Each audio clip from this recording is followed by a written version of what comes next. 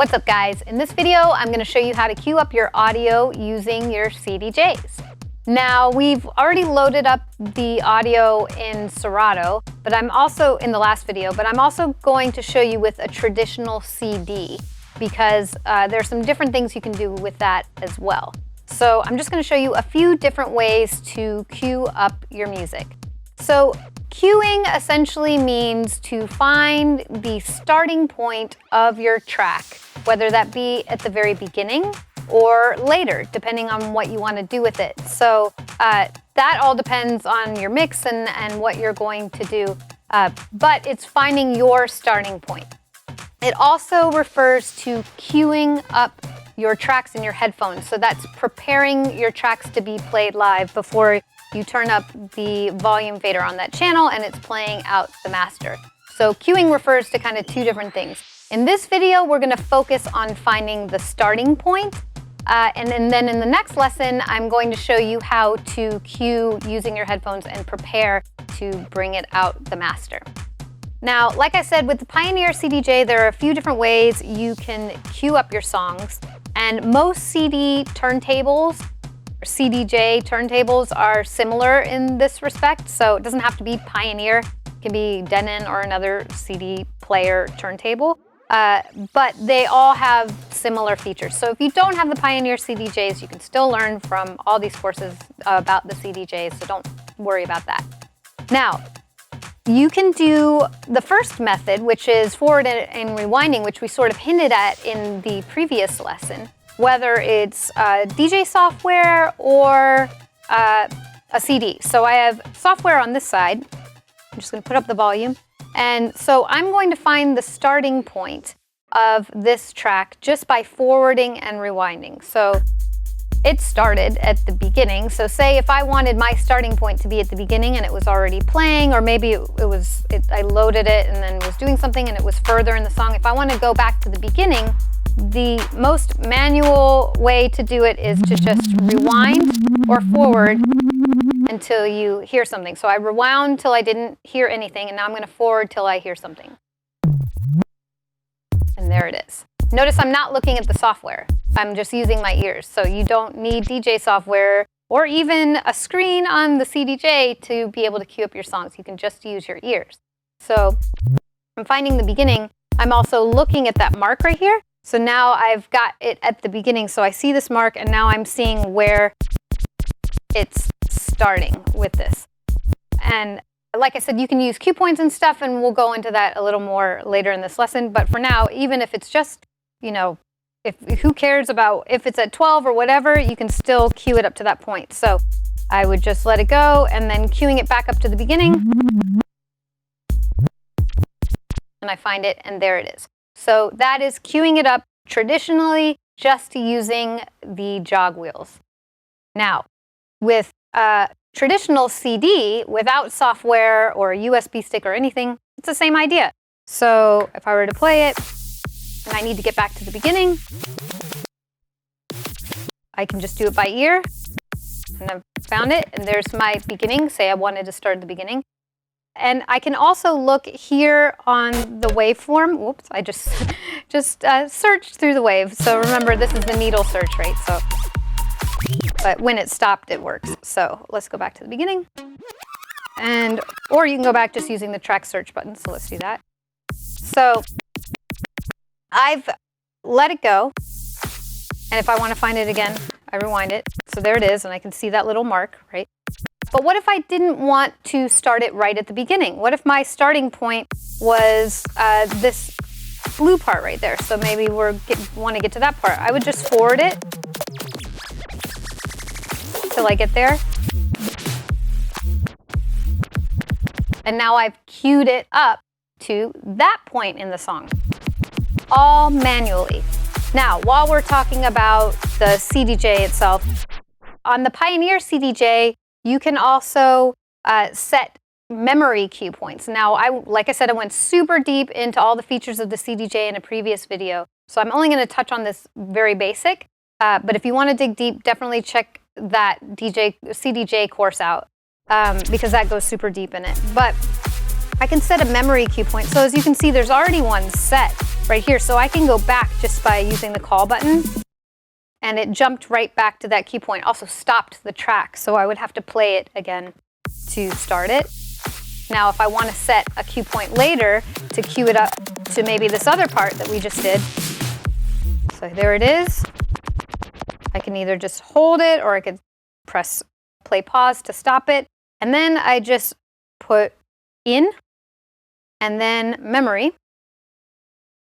So now it has the cue point right there, and you can see the little triangle. So now I have 2 cue points, so I can jump back and forth. And now it's at the first one, or I can jump to the second one. So I'm queuing up to those cue points using memory cue points that I've set in the CDJ. Now, another thing that you can do with the CDJ is use the cue button, which is right here. So, oh, also, if you want to delete those just while we're here, you just make sure you're on the cue point, and then you just hit delete.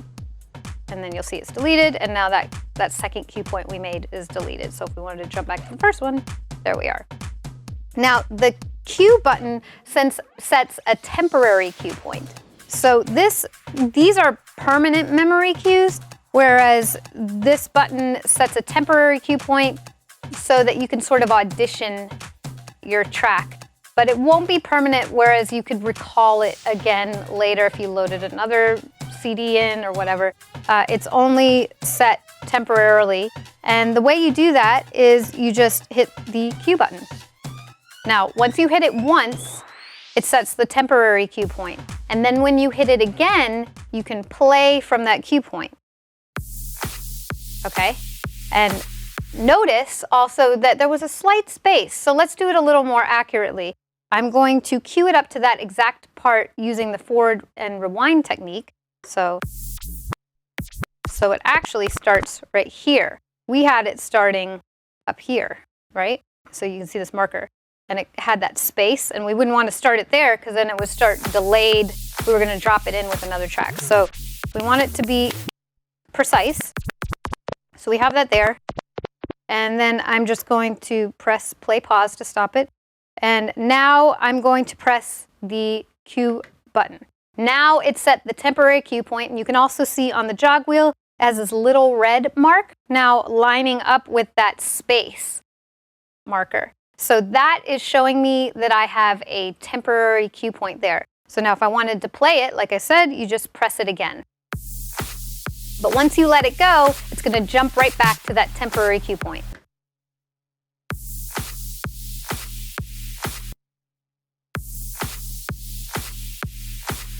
If you want it to continue playing, you're going to have to press the play pause button. And now it will continue playing. So you've queued it up using the temporary cue point, and then you let it play and dropped it in further, more permanently, using the play button. Now, if you want to jump back to that cue point, it has to be playing, that first temporary cue point. If you stop it, it's going to set a new temporary cue point. So if I wanted to say it's playing, and I want to jump back to that temporary cue point, I could hit the cue button again and see this little mark right here jumped back to the beginning. And you can also see right here, it's lining up with that temporary cue point, that little red mark. So if I wanted to set a new one, I would have to have it stopped. So let's do that. So I'm going to play it just a little further, or I could forward it to that part that we set before. So now I know it's right here, and I'm looking. I know that bass hits right here because I can see the little space. So I'm just going to press stop. So now it's stopped, and I'm going to press the cue button again. And now you'll see the little red marker moved to where that space is, and we've set a new temporary cue point. You can see it right here on the waveform, and you see that little orange mark with the line. So now if we wanted to audition it, then we could press it again, and it would actually play, just like before when we set our original one. And then if we wanted it to continue playing, we just hit play. Now, if you're using DJ software, you can also set cue points, as you know, if you've watched any of the DJ software courses whether it be Serato, Tractor, or Record Box that I showed you earlier. Now, before we go to the software side, I just want to note that if you're using a thumb drive, you can set your permanent cue points using Record Box. And I showed you guys your memory cues using Record Box. And I showed you guys how to do that in the Record Box course. So if you want to learn how to do that, definitely check that course out. But you can set memory cues in the software ahead of time as well, and then load them when you load the tracks into the CDJ. However, you can also set memory cues on the waveform on the thumb drive exactly how you did with the CDJ with a traditional CD. So all the stuff that I just showed you previously, you can also do with tracks that are on a thumb drive.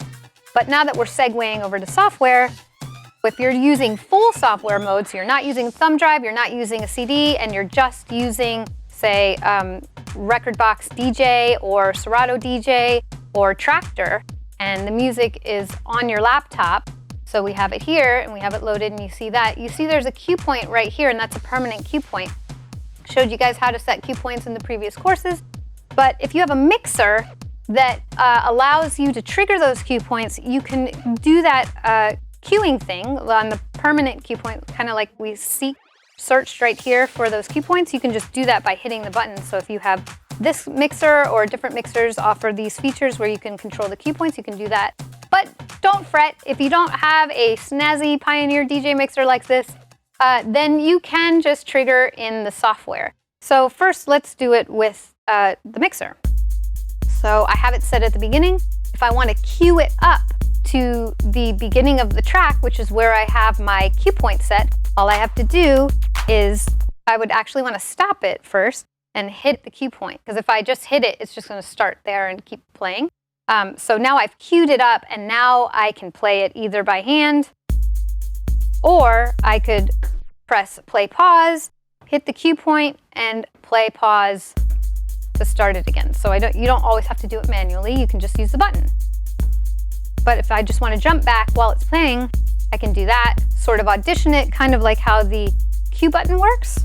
So I could audition it a few times and keep jumping back, but it will continue playing. I don't have to press play as you do with this cue button feature over here.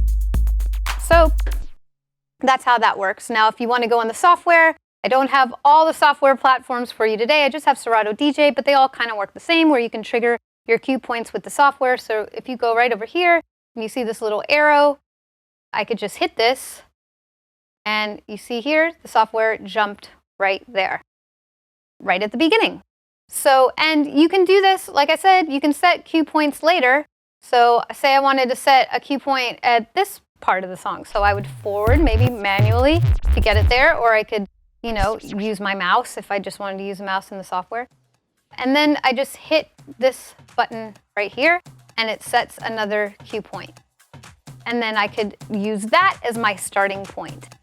Now, you can also use cue points to mark certain areas of the track, say your mix points, but that's a little different. That's not queuing up your track. That's setting a cue point as sort of a memory marker for yourself to be like, okay, this is where I want to mix this track, and I want to drop this one at this certain point on this track. So that's a little different. We're going to get to that in later courses, but just wanted to make that distinction.